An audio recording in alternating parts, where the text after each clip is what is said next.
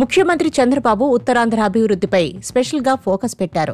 ఉత్తరాంధ్ర ప్రగతిలో భోగాపురం అల్లూరి సీతారామరాజు అంతర్జాతీయ విమానాశ్రయం మణిహారం కాబోతుంది. ఈ విమానాశ్రయం కోసం 4,592 కోట్లు ఖర్చు పెడుతున్నారు. భోగాపురం అంతర్జాతీయ విమానాశ్రయం 2026 ఆగస్టులో ప్రారంభమవుతుందని, పనులు వేగవంతం చేశామంటున్నారు. విశాఖకు పెద్ద కంపెనీలు వస్తున్నాయని, లక్షలాది ఉద్యోగాలు వస్తాయని తెలిపారు. ఏపీ ప్రభుత్వం ఉత్తరాంధ్ర అభివృద్ధికి 2,000 కోట్లతో ప్రాజెక్టులు చేపడుతోంది. గత వైసీపీ ప్రభుత్వంలో నిర్లక్ష్యం చేసిన భోగాపురం అంతర్జాతీయ ఎయిర్పోర్టు పనులను కూటమి ప్రభుత్వం వేగవంతం చేసింది. ఉత్తరాంధ్రకు న్యాయం చేయాలనే ఉద్దేశంతో భోగాపురం అంతర్జాతీయ ఎయిర్పోర్టును నిర్మిస్తున్నామని సీఎం చంద్రబాబు పదే పదే చెబుతున్నారు. ఈ ప్రాజెక్టు ఎప్పుడో పూర్తి కావాల్సి ఉందని, కానీ గత పాలకులు దీనిని నిర్లక్ష్యం చేశారని చంద్రబాబు అంటున్నారు. కూటమి ప్రభుత్వం అధికారంలోకి రాగానే పనులను వేగవంతం చేసింది.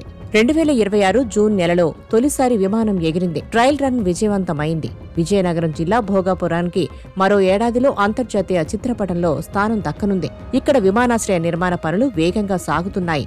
అంతర్జాతీయ విమానాశ్రయం వస్తున్న నేపథ్యంలో పరిసర ప్రాంతాల రూపురేఖలు మారిపోతున్నాయి. విమానాశ్రయానికి సమీపంలో పర్యాటక శాఖకు ప్రభుత్వం గతంలో 80 ఎకరాలు కేటాయించింది. ఇందులో 40 ఎకరాలు మైకేర్ సంస్థకు, మరో 40 ఎకరాలు ఒబెరాయ్ సంస్థకు అప్పగించారు. భోగాపురం, భీమిలి మండలాల పరిధిలో 5 స్టార్ హోటళ్లు రానున్నాయి. చింతపల్లి తీరంలో గతంలో నిర్మించినటువంటి టూరిజం కాటేజీలను ఏపీ స్కూబా డైవింగ్ సంస్థకు కేటాయించారు. 4.5 ఎకరాల్లోని ఈ కాటేజీల పునర్నిర్మాణ పనులు జరుగుతున్నాయి. విమానాశ్రయాన్ని ఆనుకుని జీఎంఆర్ సంస్థ 500 కోట్లతో 5 స్టార్ హోటల్ నిర్మించ తలపెట్టింది.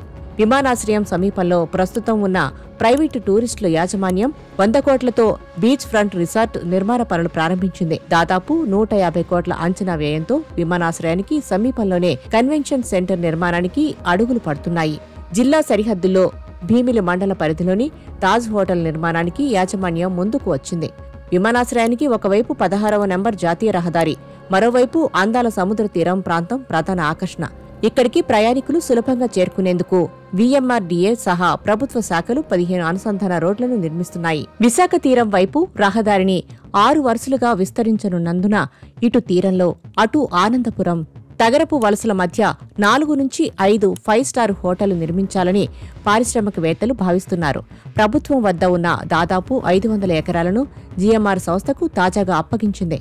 కొంత విస్తీర్ణంలో ఢిల్లీలో మాదిరి టౌన్షిప్ నిర్మించాలని జీఎంఆర్ యాజమాన్యం భావిస్తోంది. భోగాపురం విమానాశ్రయానికి సమీపంలోనే 100 ఎకరాల్లో ఐటీ కంపెనీ ఏర్పాటు చేయాలని ప్రభుత్వం యోచిస్తోంది. కూటమి అధికారంలోకి వచ్చిన తర్వాత 23 ఎకరాల్లో ఎంఎస్ఎంఈ పార్క్ అభివృద్ధికి పచ్చజెండా ఊపింది. ఇంజనీరింగ్, ఫ్యాబ్రికేటింగ్ పరిశ్రమలు ఇక్కడ రానున్నాయి. మరో 10 ఎకరాల్లో డివి సంస్థ లాజిస్టిక్ హబ్ నిర్మించేందుకు ప్రభుత్వం అనుమతిచ్చింది. వివిధ రకాలైన సామాగ్రిని ఇక్కడ నిల్వ చేసి ఎగుమతులకు ప్రధాన కేంద్రంగా వినియోగించనుంది. భోగాపురం, పూసపాటిరేగ, తగరపు వలస, ఆనందపురం, భీమిలి మండలాల్లో టౌన్షిప్ల నిర్మాణానికి రియల్టర్లు ముందుకొస్తున్నారు. విమానాశ్రయం పనులు పూర్తయ్యే నాటికి వీటిలో కొన్నింటిని పూర్తి చేయనున్నారు.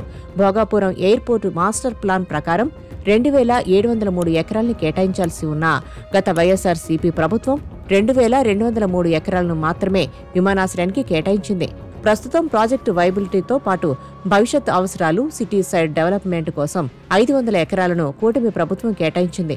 సీఎం చంద్రబాబు ఆదేశాలతో అల్లూరి సీతారామరాజు అంతర్జాతీయ విమానాశ్రయ పనులు పురోగతిపై ఎప్పటికప్పుడు ప్రత్యేక దృష్టి సారిస్తున్నారు కేంద్ర పౌర విమానయాన శాఖ మంత్రి రామ్మోహన్ నాయుడు. తొలుత 60 లక్షల మంది ప్రయాణించేందుకు వీలుగా సదుపాయాలు సమకూర్చి, ఆ తరువాత రద్దీకి అనుగుణంగా ఏకంగా 4 కోట్ల మందికి కూడా సరిపోయేలా ఎయిర్పోర్టును తీర్చిదిద్దనున్నారు. భారీ విమానాలను సైతం సులువుగా ల్యాండ్ అయ్యేలా 3.8 కిలోమీటర్ల పొడవైన 2 రన్వేలు ఇక్కడ నిర్మిస్తున్నారు.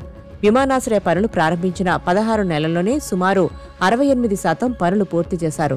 గత వైసీపీ పాలనలో ప్రాజెక్టు 31.80% మాత్రమే పూర్తయింది. కూటమి పాలనలో 8 నెలల్లో 67.82% పనులు పూర్తి చేశారు. మట్టి పనులు 100% పూర్తయ్యాయి. విమానాశ్రయానికి అనుబంధంగా గుర్తించిన 15 రోడ్లను విస్తరించి కనెక్టివిటీ పెంచనున్నారు. అది పూర్తయితే భోగాపురం విమానాశ్రయానికి చేరుకోవడం సులభతరం కానుంది.